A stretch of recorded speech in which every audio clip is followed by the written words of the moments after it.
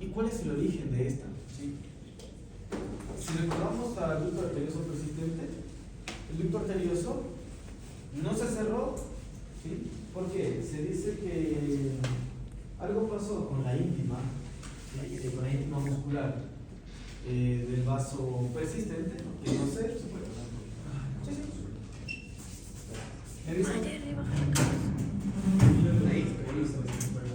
Mayerly, cágate después. Ahí está. Mayerly.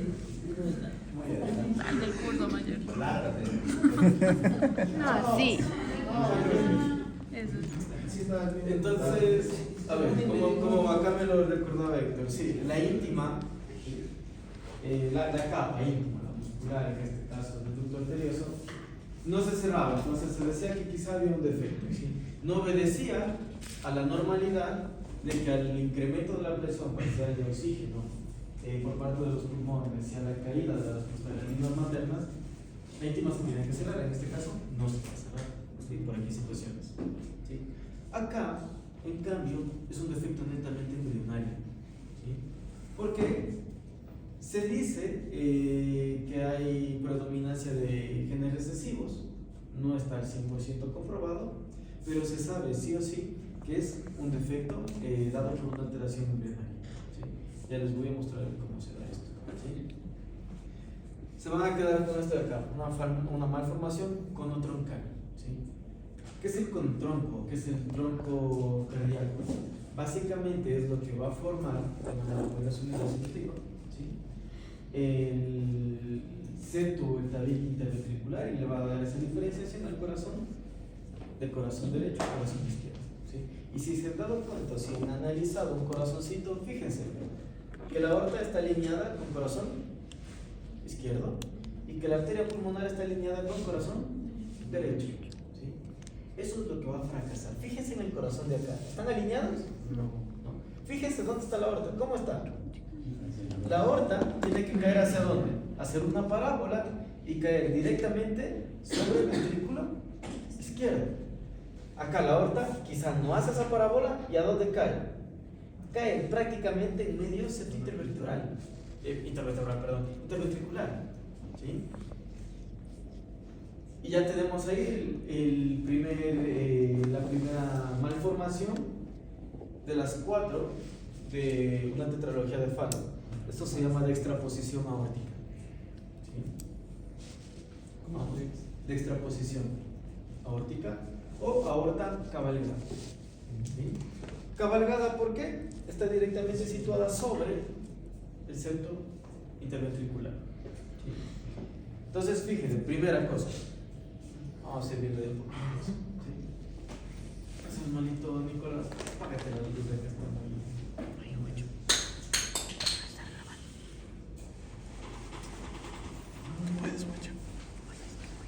Muy bien. Entonces, este amiguito, que será ese perro mestizo que hace ahí, no es un mestizo, es un perro, la raza que se conoce como Fishhound, ¿sí? Y este perro, ¿sí? Hablando de manera porcentual, es de la raza más predisponente a presentar tetralogía de Fallot. Eso no quiere decir que otro tipo de razas, que incluso pacientes mestizos, no la pueden presentar, ¿sí? Si dejamos esta raza de lado, el porcentaje de razas que más van a presentar este tipo de patologías, como la tetralogía, van a ser los perros de tipo T, ¿sí? Es decir, Stafford, Bull, Pitbull. Bueno, el Pitbull aún se mantiene en tela de juicio porque, según ciertas asociaciones de razas, no cumple con ciertos parámetros muy específicos, pero el Stafford sí cumple, ¿sí? Jack Russell también. Entonces, ¿cuáles son las patologías que vamos a tener acá?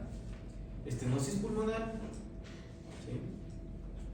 Déficit del septo ventricular, dextraposición aórtica, que es la que ya acabamos de mencionar, y la hipertrofia ventricular, pero ojo, es una hipertrofia ventricular derecha. Generalmente, ¿qué ventrículo se nos iba a hipertrofiar? El izquierdo, porque decíamos que es el más grande, el más robusto, el más musculado. En este caso, hipertrofia ventricular derecha, ¿sí? Pensemos, ¿por qué se nos puede hipertrofiar el ventrículo derecho? Aquí, ojo, no va a haber infiltración de nada. ¿Sí? Estenosis pulmonar. Estenosis pulmonar. Bien, es la estenosis pulmonar la que va a obligar a que el ventrículo derecho trabaje mucho más. ¿Sí? Acá va a haber, ojo, aquí hay algo parecido a un shunt. Tenemos una comunicación por el déficit del cierre del septo interventricular, ¿verdad? Tendremos sangre desoxigenada, ya sabemos que no es así, pero tenemos sangre desoxigenada que pase a circulación sistémica. Sí. Y aquí ya nos empezamos a enfocar acá. Una fusión. Sabemos, corazón sanito, ¿sí? Septo tabique interventricular, muy bien formado, ¿sí? Fíjense en la amplitud, en este caso, de la arteria pulmonar y de la arteria aorta. Fíjense en la posición de las arterias, ¿sí? Directamente superpuestas o en orientación hacia sus ventrículos respectivos, ¿sí?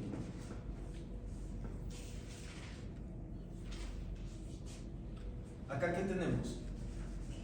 Primero, septo interventricular incompleto.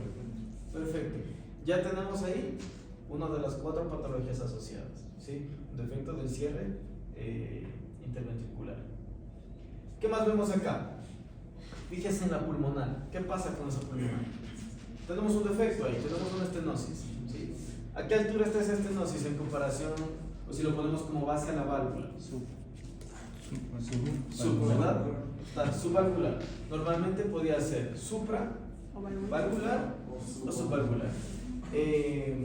Hablando de manera porcentual, es más común el defecto subvalvular, ¿verdad? Ahora, cuando el ventrículo derecho del corazón trabaja, ¿sí? Va a tener que vencer presiones al igual que el ventrículo izquierdo. ¿Funciona?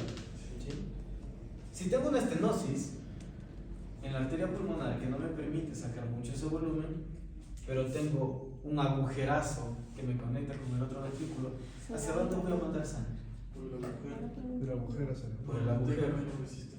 Exacto. Ahora, muy bien. ¿En realidad voy a tener menos resistencia acá? Recuerden que es el ventrículo izquierdo, es el ventrículo más grande, más fuerte, el que funciona a presiones mucho más altas. Promedio 120 milímetros de mercurio versus este que funcionaba a promedio, ¿cuánto? 25, me parece. Entonces es una diferencia bastante importante. ¿De qué creen que depende eso?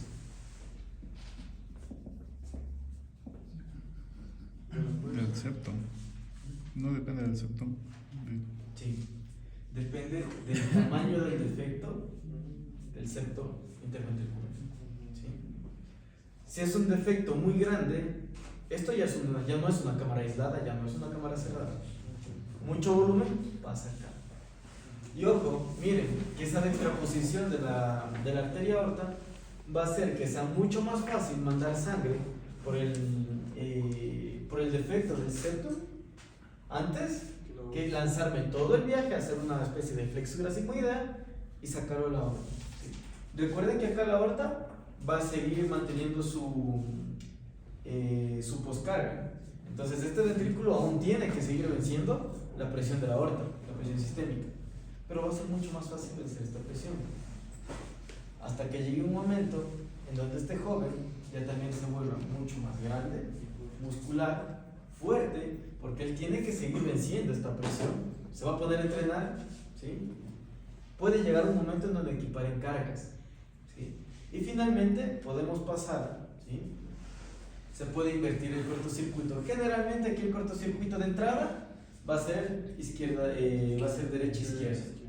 Aquí ya empezamos mal, ¿sí? No solamente tenemos 4 patologías de golpe, sino que ya tenemos la cosa bastante complicada.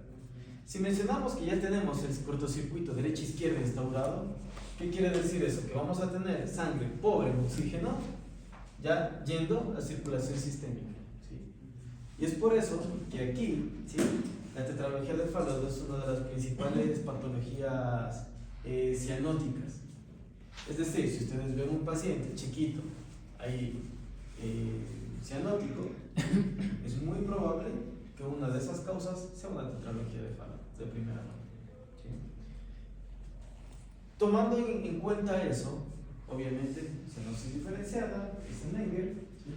¿Qué deberíamos tener? Un hematocrito con tendencia al alta, ¿verdad? ¿Sí? Más del 65%. ¿Sí? Seguimos avanzando un poquito. Entonces, ya sabemos que la estenosis pulmonar va a generar una obstrucción del tracto de salida del ventrículo derecho. ¿Sí? Está estenótico, eso va a aumentar la presión y por ende la fuerza que tiene que ejercer el ventrículo derecho para que pueda expulsar un volumen determinado de sangre. Ese déficit del septo, ya sabemos que en dependencia de su tamaño, puede aumentar o disminuir, puede hacer que ese cortocircuito sea derecha-izquierda o izquierda-derecha. Generalmente, acá siempre vamos a empezar con lo maluco. En el ducto era izquierda-derecha en un inicio, ¿verdad? Hasta que nos pongamos malitos y nos confundimos. Acá empieza mal, empieza derecha-izquierda. Acá empieza con todo. ¿Sí? La dextraposición aórtica, que como les mencioné, ¿sí? Se va a dar en este caso, ¿por qué? Por un defecto del septo conal en su formación en la parte embrionaria. El septo conal, ¿sí? Básicamente, en el embrión dice, bueno, perfecto, esto va a ser el tracto de salida, es decir, ventrículo derecho o corazón izquierdo. ¿Sí?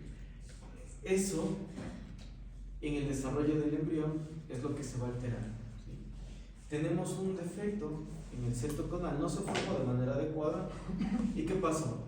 Los grandes vasos sanguíneos, como la aorta, como la arteria aorta y la arteria pulmonar, no van a desembocar en sus respectivos ventrículos. Esa dextraposición es lo que empeora un montón todo. ¿Sí? Razas predisponentes, como ya les dije, el Kishon, ¿sí? Pero otras razas también, bulldog inglés, schnauzer, collie, caniche y fox terrier. En general, razas de tipo terrier. Signos clínicos, cianosis. ¿Sí? ¿Por qué? Porque es una patología cianótica como tal. Como les decía, tenemos un circuito derecha-izquierda de entrada. ¿Sí? Retraso en el crecimiento, fácil. Menos oxígeno, ¿sí? Hipoxia sostenida. ¿Qué necesitaban las células para mantenerse vivas? Dos cosas, oxígeno y energía en forma de ATP, ¿verdad? Muy bien. Obviamente, al igual que en el ducto arterioso, va a ser el paciente más chiquito de la camada, va a tener retraso de crecimiento, va a ser el enano que menos juegue con sus hermanitos. ¿Sí? Es un paciente que puede tener colapsos esporádicos, ¿sí? Pero es un paciente que puede convulsionar. ¿Debido a qué creen que puede convulsionar? Falta de oxígeno. ¿Sí? ¿Pero por qué más? ¿Qué va a generar esa falta de oxígeno? Ya sabemos que en este caso la comunicación derecha-izquierda, ¿sí? Acá, a diferencia del ducto arterioso persistente, en el ductus, en sus fases iniciales, ¿iba a haber colapsos, desmayos? ¿No? ¿Debido a qué? Es que este inicia de derecha a izquierda de principio. Este inicia mal. Y recuerden, ¿qué característica anatómica o en dónde se encontraba el ducto arterioso persistente? ¿Qué altura? Entre la aorta y la tercera.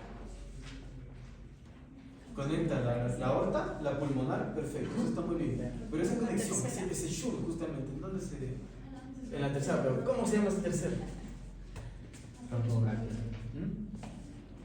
Ahí está la Sí, escritura. está de... Arteria. El brachiocefálico es la primera. Arteria subclavícula. Subclavícula. Subclavia izquierda.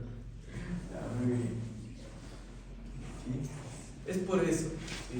Acá el defecto lo tenemos adentro. ¿Sí? Entonces acá ya vamos mal. ¿Qué les decía del hematocrito? ¿Cómo va a estar ese hematocrito? Elevado. ¿Qué hace un hematocrito elevado? ¿Cómo va a estar esa sangre?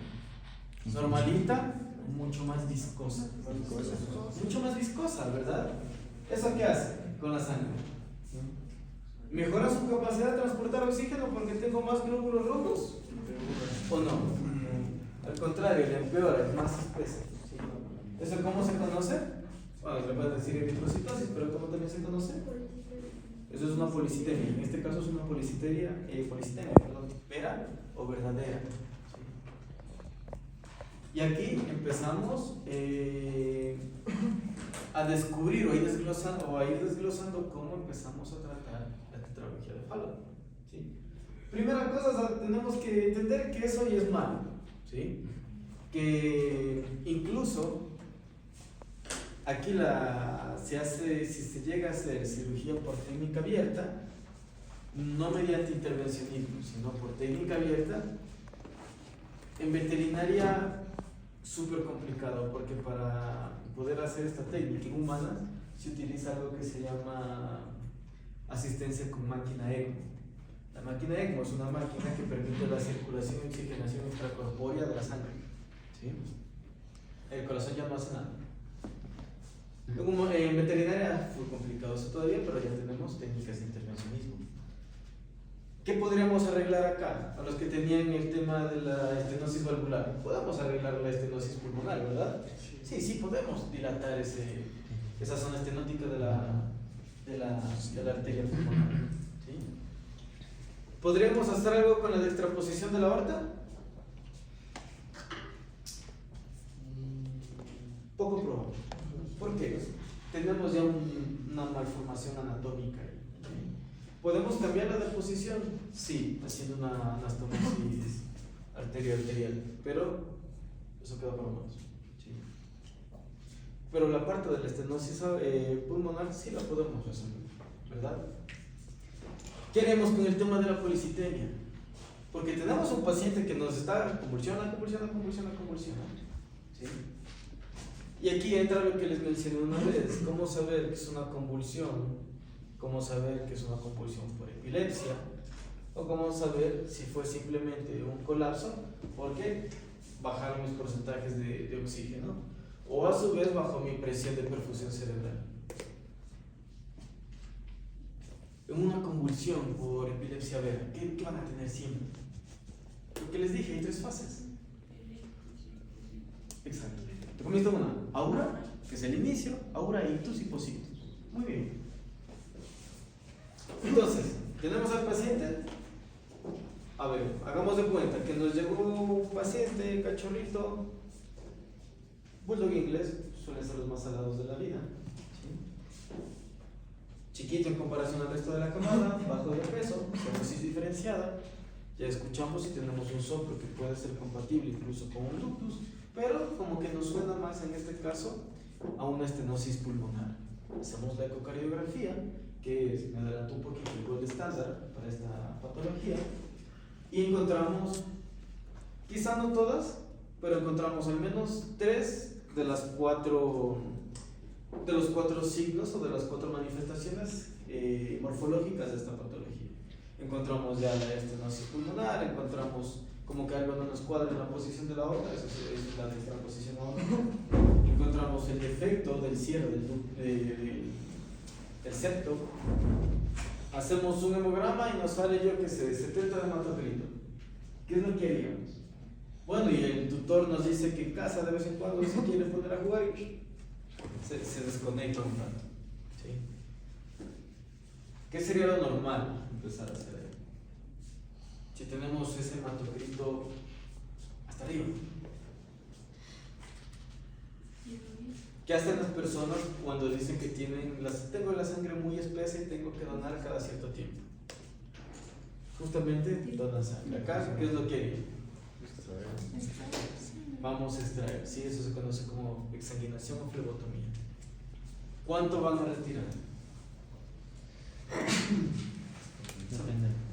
Depende. 10%. Ajá. O sea, depende. Se dice que se debería retirar entre 5 a 10 mililitros por kilogramo de peso del paciente. ¿Sí? Ahora, ¿cuál es el problema de hacer la flebotomía? ¿Sí?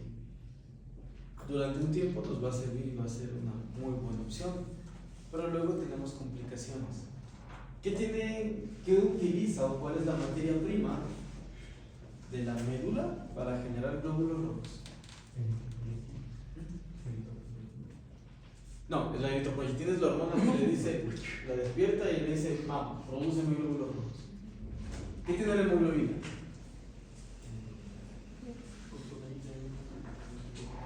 ¿Y qué tiene ese componente dentro de sí? Es un elemento químico. Hierro. ¿Qué pasa si sacamos hierro a través, obviamente, de la flebotomía? Si seguimos sacando hierro y seguimos sacando hierro, le estamos quitando su materia prima a la médula espinal para que empiece a generar nuevos glóbulos rojos, ¿verdad? ¿Cómo se llama la anemia de tipo ferropénica? ¿Qué nombre si la categorizamos como anemia tipo? No regenerativo. Si somos más específicos con el nombre, ya está bien. No, en este caso sí va a estar regenerando, porque tu pelletín va a estar ahí. Esa que es Ajá, a eso. sería ¿Cómo? Hiper. Tú hablaste, ¿verdad? Alguien habló, no. Microcítica hipocrómica, muy bien. igual está chiquito Sí. con color. Va a estar pequeñito. ¿Por qué? No tengo materia prima. ¿Sí? Entonces, anemia microcítica hipocrómica. ¿Sí? Esa es una de las primeras complicaciones en hacer flebotomías continuas. ¿Sí? Pero, sin embargo, es lo que se tiene que hacer. Ahora, existen fármacos que sí, que evitan que la médula espinal, en este caso, genere, la médula ósea, perdón, no espinal, que la médula ósea me genere glóbulos rojos. Es un fármaco que se llama hidroxidurina, ¿sí? Son tabletas, es bioral. Es un tipo de quimioterapéutico que actúa solamente cuando se encuentra en fase de administración. ¿Y qué va a hacer? Inhibe la producción de glóbulos rojos por parte de la médula ósea. Dejamos de administrar la hidroxidurina y perfecto, la médula empieza a trabajar nuevamente. ¿Sí? Es una de las cosas que se suelen hacer. ¿Sí?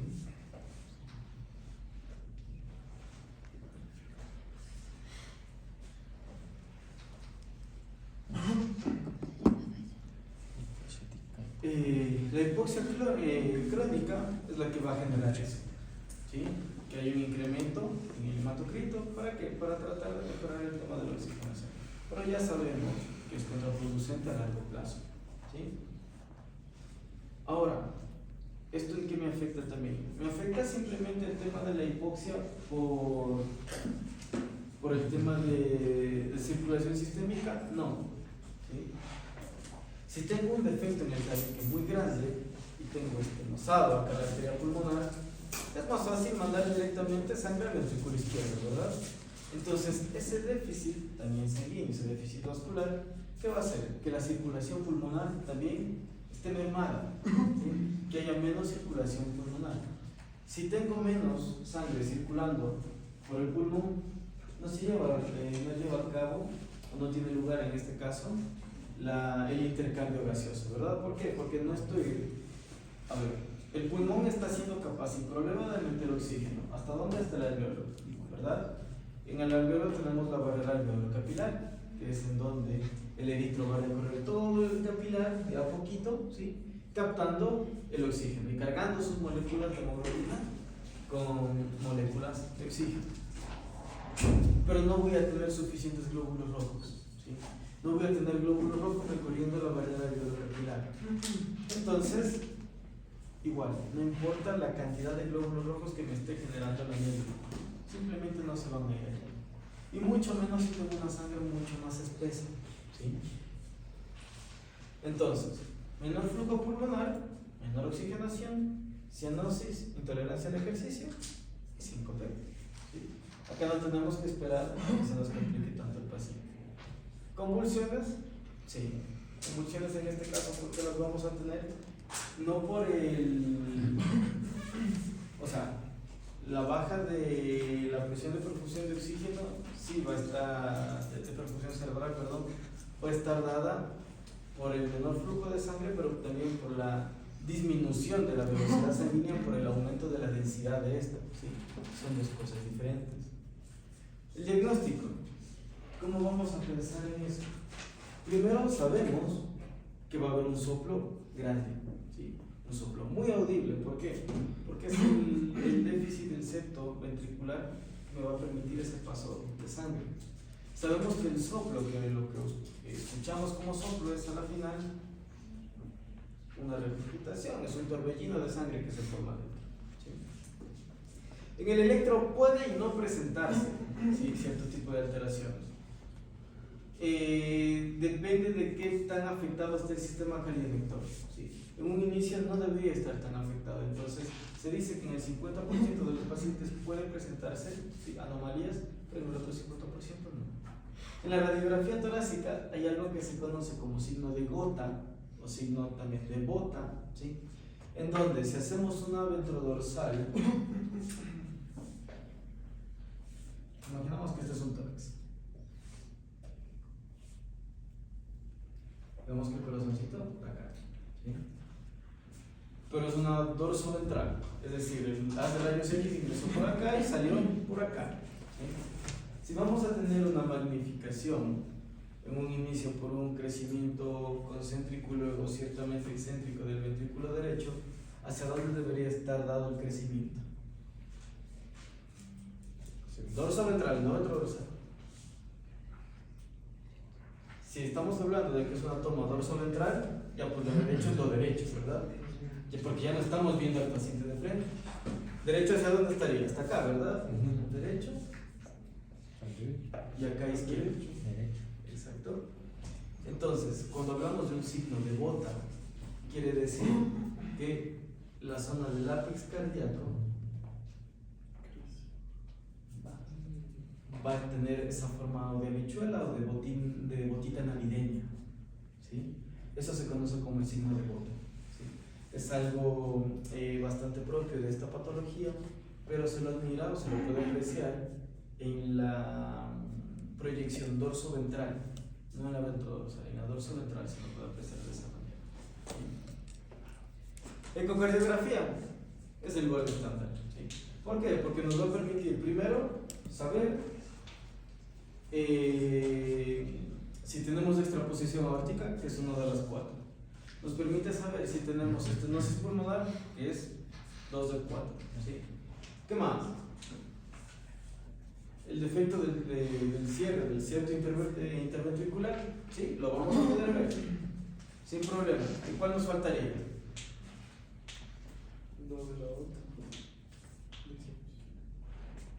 No, ya mencionamos la extraposición aórtica. ¿Qué patologías no más serán? De extraposición, déficit del septo, hipertrofia ventricular derecha. Esta también nos va a permitir ver la ecocardiografía. ¿Sí? Se dice que el septo puede hipertrofiarse tanto de tal manera que puede superar el tamaño del ventrículo izquierdo hasta hacer una relación de 2 a 1. Normalmente la relación del ventrículo izquierdo derecho es 3 a 1, ¿verdad? El izquierdo tiene que ser 3 veces más grueso que el derecho. Acá se dice que puede variar tanto esa relación que el espesor de la pared libre del ventrículo derecho puede ser o tener 2 veces el espesor de la pared libre del ventrículo izquierdo, para que se imaginen qué tan heavy puede ser el cambio. ¿Sí? Entonces, a ver, ¿qué creen que necesita ese paciente? Sabemos que tiene esas 4 patologías. Cirugía. Sabemos que lastimosamente está complejo. Son 4 cosas muy distintas a las que tenemos ahí. Cirugía, sí, es una de las alternativas. ¿Qué podemos reparar ahí? El septo. ¿Sí? ¿Podemos reparar el septo? Sí. En dependencia de qué tan grave sea el defecto, pero sí, se puede. ¿Qué más se puede reparar ahí? La estenosis pulmonar. Perfecto. ¿Qué cosas no se pueden reparar? La hipertrofia está dada. Con eso ya no podemos hacer nada. ¿Sí? Y la dextraposición aórtica. ¿Sí? Se dice que sí se puede traccionar de cierta manera la aorta y mejorar el paso para no generar una obstrucción del tracto de salida. Pero estamos hablando de la aorta. Un vaso enorme, ¿sí? Con paredes musculares bastante gruesas, ¿sí? Que maneja una presión increíble. Entonces, a ciencia cierta, podríamos hacer algo como que con los 2 primeros, ¿verdad? Con el defecto del cierre del septo y con la estenosis pulmonar. En la estenosis depende mucho el tratamiento de si el defecto es supravalvular o subvalvular, pero generalmente con balones de dilatación se los hace. ¿Sí? Muy bien. Cosas muy importantes de acá y sobre todo lo que se tiene que manejar acá, el tema del hematocrito. ¿Sí? El tema del hematocrito va a ser una de las principales complicaciones que van a tener. ¿Cada cuánto se deberían realizar las examinaciones? Cada 4 a 6 meses.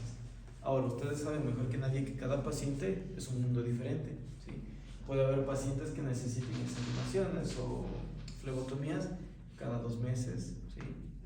Entre más tengamos hacer la flebotomía, más nos arriesgamos a que nuestro paciente empiece a generar una anemia de tipo ferropénico, una anemia microcítica hipocrómica. ¿Sí? Alternativa si tengo la anemia microcítica hipocrómica.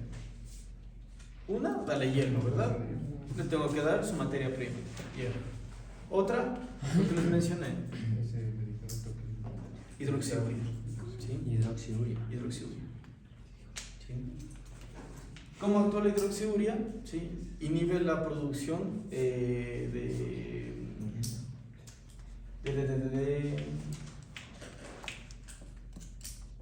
me fue el nombre de esta célula. Sí, pero me quería ir mucho más atrás.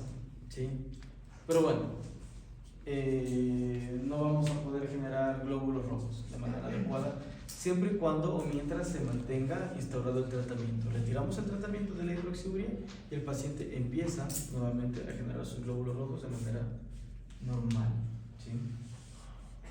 ¿Dudas con la tetralogía de Fallot? Ese medicamento es quimioterapéutico. Sí. Y por ejemplo, se puede utilizar otro quimioterapéutico bajo ese concepto de que se enfoque específicamente en la médula ósea en que no produzca más. O sea, se puede utilizar o es específicamente ese. ¿En qué casos, por Por ejemplo? ejemplo, en este. Este sería muy salado el pobrecito que si aparte de la tetralogía de Fallot tenga algo más. O sea, pobrecito. ¿Sí? Pero yo que sé, a ver, digamos que es un paciente, yo que sé, a ver, tenga linfoma, pero es un paciente que tiene policitemia vera. Y que igual vas a tener que en algún momento hacer examinaciones y demás, sí, podrás utilizarlo. No te queda de otra. ¿Sí? Ahora, obviamente, no te sabría decir específicamente si cierto tipo de otros quimioterapéuticos tienen efectos o reacciones adversas con este de aquí. Eso sí, te lo quedo debiendo por ahora. ¿Alguna otra pregunta? Este paciente también es propenso a generar trombos. Sí. Sí. ¿Por qué? Tenemos La sangre. Tenemos primero la estenosis, ¿sí? Y tenemos en este caso un estado de hipercoagulabilidad, pero generado ¿por qué? Por el incremento del hematocrito, ¿sí? Y ese cambio de flujo sanguíneo, ¿sí? Que va a haber entre las cámaras ventriculares, ¿qué va a hacer? Que los eritrocitos choquen entre ellos, ¿sí? Porque lo que escuchamos es la turbulencia. Si hay turbulencia, hay choque de eritrocitos. Eritrocitos chocan, ¿sí? Se van afectando y van formando pequeños coágulitos, y esos coágulitos van chocando con más células sanguíneas, se va formando una especie de un efecto iceberg, un efecto bola de nieve, hasta que tengamos un trombo lo suficientemente grande como para que se libere y nos den muchísimos problemas. De hecho, casi la gran mayoría de patologías cardíacas van a poder generar trombos. ¿Sí? ¿Algo más? ¿Cómo se da la conducción del corazón? Como la conducción. El nodo sinusal que baja el septo, si no tiene septo. Ya.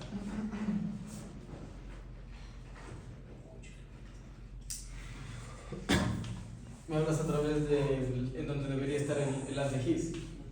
Ya, perfecto. Muy bien.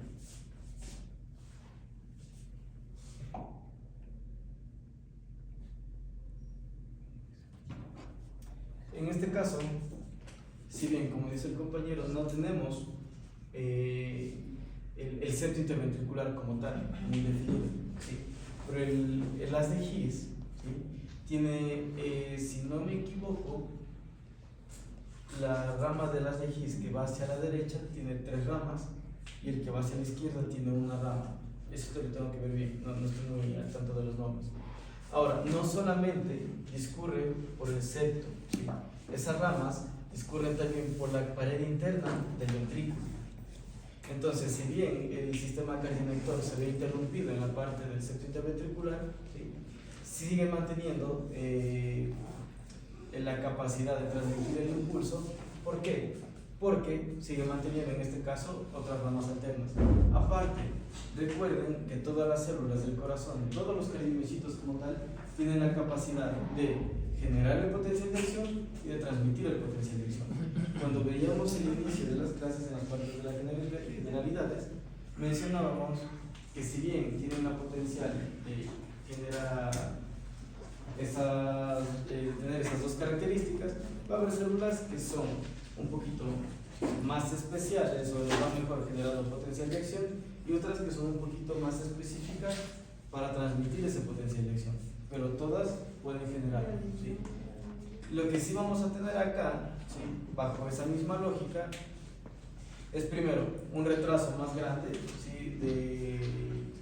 Ya no solamente de los 0.09 segundos que teníamos en relación a la sístole de los atrios a los ventrículos, ¿sí? Y el latido generalmente no va a ser tan uniforme, hablando de los dos ventrículos al mismo tiempo, eso sí. Por eso en ciertas situaciones, en este tipo de pacientes, se indica el tema de marcapasos, sobre todo humanos. Ya se pone marcapasos en caninos, sí es verdad, pero no suele ser algo tan común. ¿Alguna otra cosa tal vez?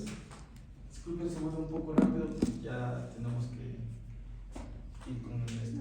¿Algo más? ¿Entendido? Al menos ya tenemos la idea de lo que es una tetralogía de Fabry, ¿verdad? Sí. Muy bien, entonces seguimos con la misma lógica. ¿Quién tiene estenosis pulmonar? Vale. No importa si no prepararon, párense acá y hablen de lo que es el... Voy al baño. Dale, no importa.